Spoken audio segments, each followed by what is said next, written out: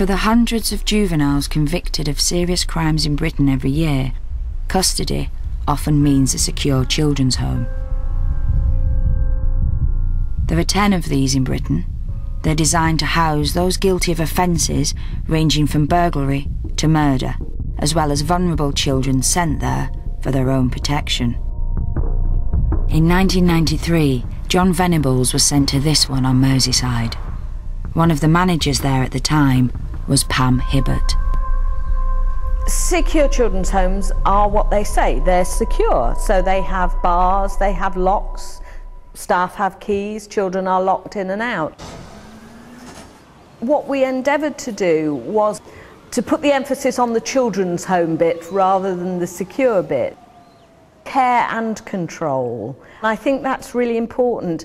And it's not control in terms of physical control, but actually controlling children by the relationships that staff have with them. That's really important. This is Orchard Lodge, the last secure children's home in London.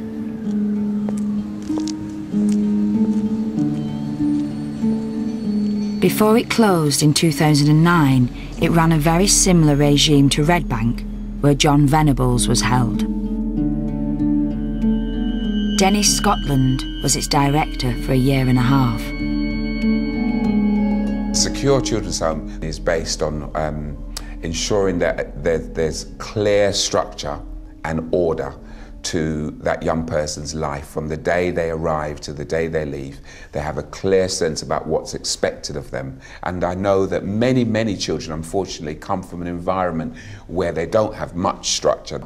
And I think that creates chaos in a young person. A child needs to know who's responsible, who's in charge. And we think that those values, those principles will enable them to be better people when they leave here. You're here with us now, you may not like it, but this is how it is, order and structure.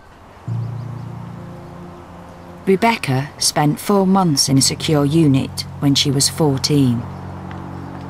She got into trouble with the police after a difficult childhood and was sent to the home for her own safety. When I first got there, I remember they were showing me around, all right, yeah, this is where you eat. And then they said, this is your cell. I looked around it and it wasn't sinking in, it was all happening too quick. And the door just banged. I sat down, I felt like I really could cry. But then I just kept looking around the room and then I just didn't cry. And then that was it. I think that was just my little emotional part of it and that was it. Everything's just a strict routine, you don't have a choice in anything. The staff there are all over everything. There's about, 20 doors in one hallway, and they all have to be swiped with a little card that all the members of staff have. So it's not like you could just walk around, because you couldn't. You had to be with someone at all times in order to get through one door, to get through the other, to get through the other. It definitely felt like a prison, because the cells, for one, everything's stuck to the floor. You cannot pick up anything. And obviously in your own bedroom at home, you would be able to move your furniture if you wanted to. So it was definitely like a cell. The window itself isn't glass, it's like loads and loads of layers of plastic, and it's just so hard to see out of the window itself, so wouldn't really class it as one. There's 2 members of staff that I did get on with really, really well, and that was only because they respected us, they showed respect to us, so we respected them. And it wasn't just me, it was everyone. You could always see when that person entered the room, we wouldn't kick off and we wouldn't act up or anything. We wouldn't do none of that because it's just purely out of respect for them.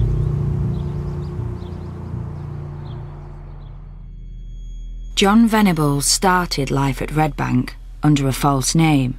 This was meant to protect him from unwelcome questions.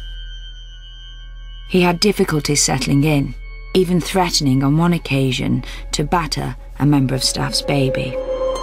It's something that takes not months but years of really intensive work. And I would suggest the younger the child when they commit the offence, the longer it takes. The realisation that you have done something awful and you're going to have to live with that forever, it is never ever going to go away. All children held in secure units are given an individual treatment plan their psychological needs are assessed, and many receive intense therapy, intended to make them accept what they've done wrong. Actually, acknowledging their own responsibility, that's a really big hammer blow to children. I did this, I really did this, I did something horrendous that is vilified by the world. It's a big thing, and you have to be very tough with them and not let them make excuses. That's really important. The emphasis here is not on punishment. The aim is to rehabilitate its young residents within the confines of a secure setting and to prepare them for release. Yes, you get the media stories, don't you, about, their holiday camps, they have playstations. But the law in this country says that the deprivation of your liberty is the punishment, not something extra we do once you're inside, but actually being deprived of your liberty is the punishment. And I think, an expectation that then people are going to be in chains and live on bread and water is perhaps wrong. It costs about £215,000 a year to keep a child in a home like this. But there are no statistics on reoffending rates from secure units, so it's impossible to tell if they're successful or not. And for the families of victims, the regime can often appear too lenient. As the years were going on, I was learning about how they were getting treated in there. They were getting given the best of everything. They picked wallpaper to go on the walls, and every game that come out on the market they were getting given. So I thought, where's the punishment in this? I just felt so let down by it all. As Jon Venables approached his 18th birthday, he became embroiled in a scandal. He was accused of having sex with a female care worker from Red Bank.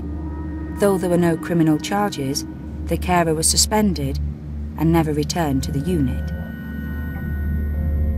And in an official report in 2000, inspectors criticised the running of the home, saying in some areas it fell short of the standards required to meet the needs of young people within it, and demanded urgent improvements.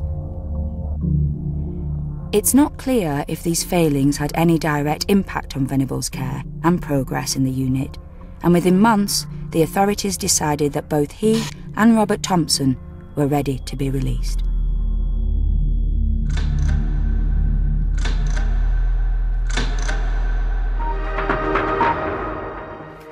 Good evening. The killers of James Bulger are to be freed. 8 years after they were jailed, the Home Secretary announced that Jon Venables and Robert Thompson will be released on what's known as a life licence. They'll be under supervision for the rest of their lives and could be rearrested at any time if they're thought to be a risk to the public. An official report drawn up by health professionals directly involved in their care said both had made exceptional progress. They'd never been violent, had worked hard at their studies, and had considerable achievements to their credit. The risk of them reoffending, the experts said, was low. Albert Kirby disagreed.